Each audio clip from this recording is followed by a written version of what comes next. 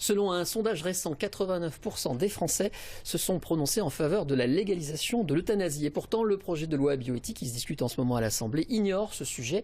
Alors les 73 000 militants de l'Association pour le droit à mourir dans la dignité se mobilisent demain à l'occasion de la journée mondiale. 128 manifestations organisées dans toute la France et le président de cette association sera présent dans le cortège de Lyon. Il est ici ce soir avec nous. Bonsoir Jean-Luc Romero-Michel, ravi de vous recevoir. Vous souhaitez absolument une loi pour une aide active à mourir, qui est apparemment acceptée par les Français largement. Alors pourquoi ça coince? Pourquoi en France c'est pas possible? Ça coince parce qu'il y a deux lobbies qui jusqu'à présent l'ont empêché. C'est à la fois le lobby religieux et de l'autre côté les grands mandarins, c'est-à-dire ces grands médecins qui ne comprennent pas que c'est à la personne de décider. Voilà, donc il va falloir qu'évidemment ça change parce que l'opinion aujourd'hui est prête, vous l'avez dit. En plus, le sondage que vous avez donné, c'est celui qui a fait la croix. Donc on ne peut pas douter de ce sondage. D'ailleurs, 72% des catholiques pratiquants y sont favorables. Voilà, donc il faut cette loi parce que vous savez, aujourd'hui, il y a quand même quelque chose d'abord de scandaleux. On nous parle sans arrêt en nous disant en France, on a des soins palliatifs. Vous savez quand même que depuis le 1er janvier, il n'y a plus de plan de développement de soins palliatifs. Qui ça dérange à part la DMD? Je ne sais pas. On s'occupe plus de la fin de vie. On s'occupe bien de la naissance. On s'occupe bien, vous avez raison. On s'occupe bien du début de la vie, mais alors la fin de la vie, ça n'intéresse personne. Les moyens ne sont pas là. Vous savez, à peine 20 à 25% des gens qui en ont besoin peuvent aller dans une unité de soins palliatifs.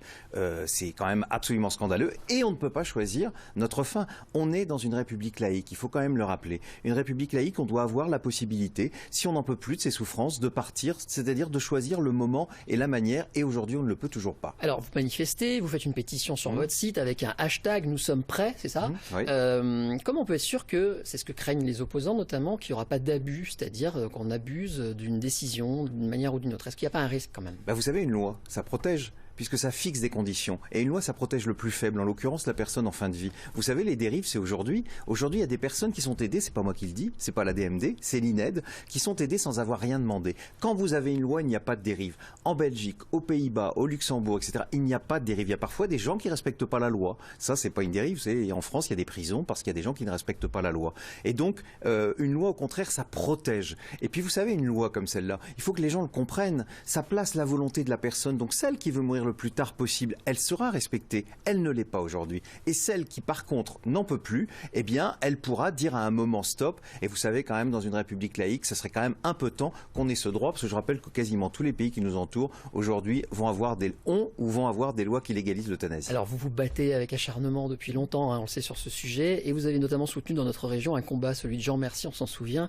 un Stéphanois qui avait aidé sa femme à partir. Il a comparu 3 fois pour non-assistance à personne en danger. Il a été relaxé en 2016, il nous a quittés depuis. Pour vous, par exemple, ça, c'était un symbole fort de ce combat? C'était un symbole fort, et vous vous rendez compte, cet homme qui n'avait fait qu'un geste d'amour, il avait en plus simplement donné les cachets à son épouse qui n'arrivait pas à les ouvrir.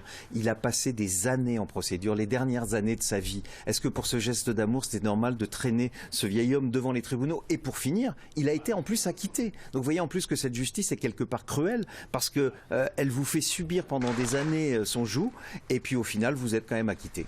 Est-ce que l'affaire Vincent Lambert, pour finir, vous a aidé dans votre combat? Est-ce que ça a réveillé des consciences? Est-ce que ça a changé un peu les choses?